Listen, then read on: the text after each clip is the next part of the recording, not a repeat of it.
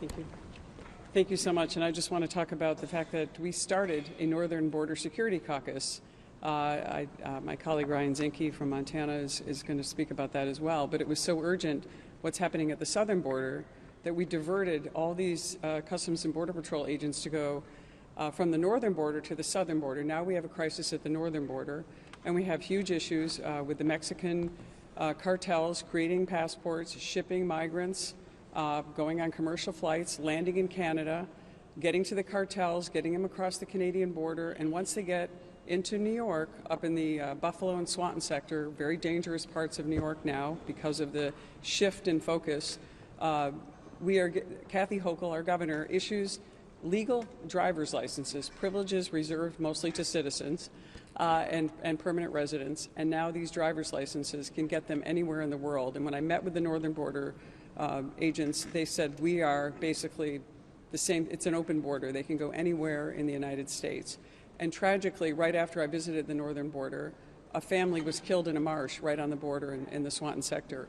And these people are coming across, they're being trafficked. It's a tragic situation, but they're also violating our laws, and they're also displacing and hurting the residents of upstate New York. So it isn't just New York City, although we have a lot of focus on New York City. We have a number of counties upstate that SUNY State University of New York campuses were taking migrants at the request of Kathy Hochul, who welcomed them in. Then these migrants wouldn't leave when the students went back to college in August. Now we have incidents in Erie County, up in the northern end of the state, near Buffalo. We have tuberculosis cases. We have a rape case. We have a sexual assault case. We have numerous crimes being committed. Migrants aren't willing to they have to be evicted now by the border security and our local governments. We had a murder in Rensselaer County from an illegal immigrant, and it continues to happen, and the taxpayers of New York are paying for this. It's $11 million a day to bring these, to house these migrants in New York City, and they're being shifted upstate because Mayor Adams has, rightly blamed Joe Biden, as we all do. But Kathy Hochul has been an accomplice on this. She has been part of not standing up to President Biden, and incredibly, she came to Washington to see President Biden to talk about this issue, and he didn't have time for her. She finally got to catch him at a fundraiser in New York City recently, but there's still no solutions, and still, our speaker, as my colleague from Staten Island mentioned, our speaker from New York City has said nothing about this. Our majority leader, from the state of New York, who travels around the state proudly with his sign that says, "Come meet Chuck Schumer," hasn't spoken with our residents of upstate New York, among the most beleaguered taxpayers in the nation, who are coming up with the money to house these migrants at their own expense. And so that's why we formed the Northern Border Security Caucus. The northern border states, it's a very long border. It's very porous now because we don't have the resources we need. And it is time to close the border. It's time to give the agents the resources they need.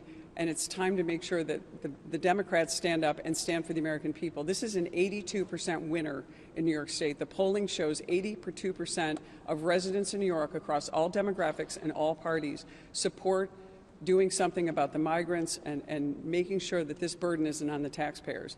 And we've been fighting for this for a long time, and now the taxpayers are speaking out.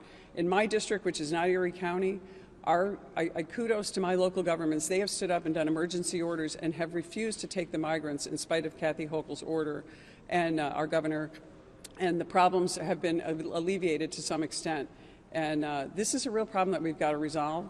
And we are standing strong on this. It must be passed. I know everyone's talking about shutdowns, but this border issue is the issue of the day. It is the most important issue we face as a nation. It's undermining the wealth, and I talk about relative wealth of our senior citizens, our taxpayers, who are dependent on whether it's their Social Security or their small 401ks or pensions.